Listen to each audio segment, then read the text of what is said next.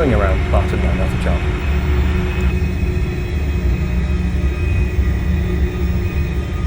So we're going to have to go around.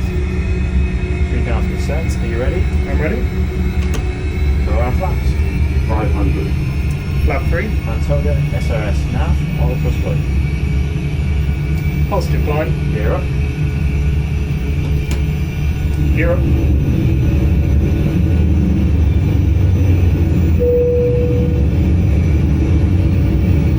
Plus climb, open climb, out blue, all plus. Checked. Flaps 1. Speed check. In this example, we went around on instruction from ATC. But what would have happened if the arrival and approach hadn't been set up correctly in the FMS? Selected 185. Let's rewind and set up for Laura's arrival to runway 24 left at Palma de Mallorca.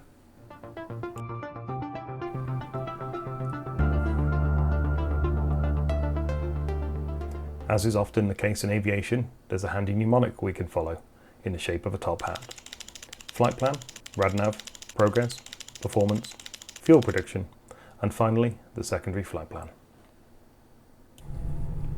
We'll start with the flight plan page. Using the bottom left line select key, we can choose the ILS for runway 24 left. This creates a temporary flight plan, allowing us to review the changes before inserting them. We can now select the Laura's arrival, followed by an appropriate VIA, linking the selected approach to the arrival routing. Once complete, the temporary flight plan can be inserted using the bottom right line select key. A quick scroll through the route confirms the lateral routing and altitude constraints are correct, completing the flight plan element.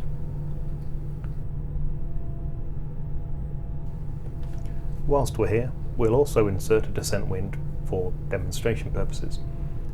Entering the forecast winds into the FMS allows the aircraft to calculate a more accurate descent profile.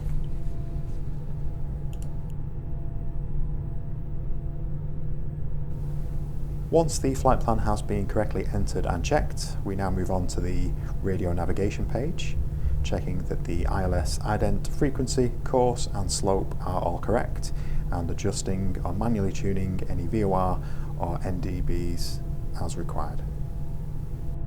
In the progress page, as a change of runway, we can now change the runway to the anticipated runway for enhanced situational awareness.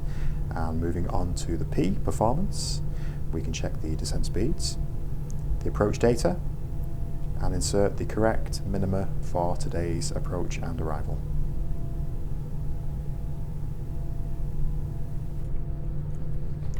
On the fuel prediction page, we can review the current fuel planning and ensure that the estimated fuel on board is sufficient for both destination and alternate. The alternate fuel value in the bottom left can be modified directly as required. And in the bottom right, we can also check the amount of extra fuel available for holding at the primary destination. Before moving on, it's also worth considering the secondary flight plan. Typical uses might include a parallel runway, such as 24 right, an alternate approach, such as a VOR, DME or RNP approach, or a reciprocal runway direction. In this example, we'll prepare an ILS to runway 06 left in the secondary flight plan. This follows the same methodology as earlier, providing a ready-made backup should the runway or approach change. You may have noticed this could have also been achieved more quickly by copying the active flight plan into the secondary before setting up runway 24 left. And with that, the FMS setup is complete and ready to brief for the arrival.